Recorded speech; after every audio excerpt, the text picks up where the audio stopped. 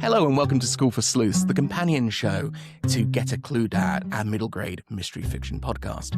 My name's Aidan, and in this series, I go ahead and define terms that we use in the podcast, so that if you happen to dip in later in the series, you don't have to listen to every episode to understand the meaning of each term. Today's term, the closed circle mystery, is actually one of the more important terms in detective fiction. And what I think is really interesting is that this is a type of mystery that a lot of people will recognize but may not have known that there was a particular name for, or perhaps they've heard the wrong term used for it. So what is a closed circle mystery? Well, think about in the real world. Something happens, a crime, and the detective won't know who could have committed it. At the moment it happens, almost anyone could have done it, and they have to do a lot of research to find out who are the suspects. Closed circle mysteries work a little differently. It's a little artificial, fake. This doesn't happen very often in the real world, but you have a situation where you know exactly who the suspects are at the time of the murder.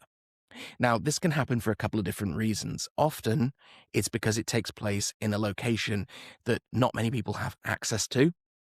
Sometimes the murder itself was under observation, or it may be that an extreme weather event has blocked access to that location. So only the people who were in it at the time of the murder could have done it. And that's exactly the situation we find in Poison is Not Polite by Robin Stevens. So a closed circle is distinguished by the fact that you have a limited cast of suspects. This type of mystery fiction was particularly popular in the golden age of detection fiction. That's the period between about 1918 and 1945, when writers were creating puzzle plots, the idea being that you, the reader, were being challenged to try and solve the mystery using the clues in the text. Even today, though, you still see a number of authors who adopt this approach. And quite often when they do, you'll see those books described as an Agatha Christie style whodunit. Agatha Christie wrote many stories that weren't closed circles, but she did famously write a couple of very good examples of this style of story, and I think she did it better than almost anyone in that period. Look at a book like And Then There Were None. You have a group of characters who gather together on a remote island. They have to get a boat to get there. So it's difficult to get there already, and then on top of that, there is an extreme storm happening at the time of the murder.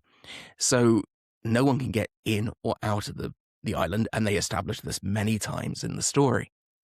In this story, the characters all gather together at dinner, and then an eerie recording announces that every single one of them is a murderer. And then one of them dies shortly afterwards. And slowly, one by one, they are knocked off. The reason that this is your archetypal example is that it has very clear boundaries. You have the boundaries of the island, you have the very clear weather impact that is stopping anyone coming in or out. And this type of story has been much copied over the years. In fact, on my blog, I even did a post of books that deliberately pay homage to this story. It's that popular. But Agatha Christie did another one that I think is probably an even better example, Cards on the Table. Now, I'm not going to tell you that Cards on the Table is as good a read as And Then There Were None, although I am very fond of it. But it does have a pretty perfect closed circle mystery. You have a character, Mr. Shayatana, who declares that he is a collector. He doesn't collect trinkets, he collects murderers. In fact, he thinks he has 4 murderers in his collection, and he tells Poirot he's going to invite them to dinner. In addition, he invites 4 detectives, Poirot being one of them, and he sets them up to play card games after dinner. You have your 4 murderers on one card game, the 4 detectives on another, and he is sat in an armchair, just enjoying the event that he has created. During the party, while everyone is playing the card game, he is murdered. And the idea is everyone was so engrossed in their respective card games they didn't notice it take place. But we do know no one could have come in or left. That is about as perfect an example of a closed circle as you can find. So you may be wondering why Poison is Not Polite is a closed circle, but Murder is Bad Manners, the first book in that series, isn't. Both of them have cast lists of characters who are identified as suspects, and they're defined pretty well at the point at which the murder takes place, or very shortly afterwards. So what makes Poison is Not Polite a little bit different? Well, the answer is quite simple. In Murder is Bad Manners, we may have a group of characters that are earmarked as potential murderers, but it is possible that someone from outside could have done it. We're in a school where students sleep over. It's a boarding school. There's a huge cast of teachers and students. Any of them could have done it. It's just the book doesn't identify them as possible suspects. So you don't have that hermetically sealed closed circle where no one could have come in or left. Poison is Not Polite is a little different. We have a major storm taking place. That makes it impossible for anyone to have entered or for the murderer to have got away afterwards, as MJ pointed out in the recording.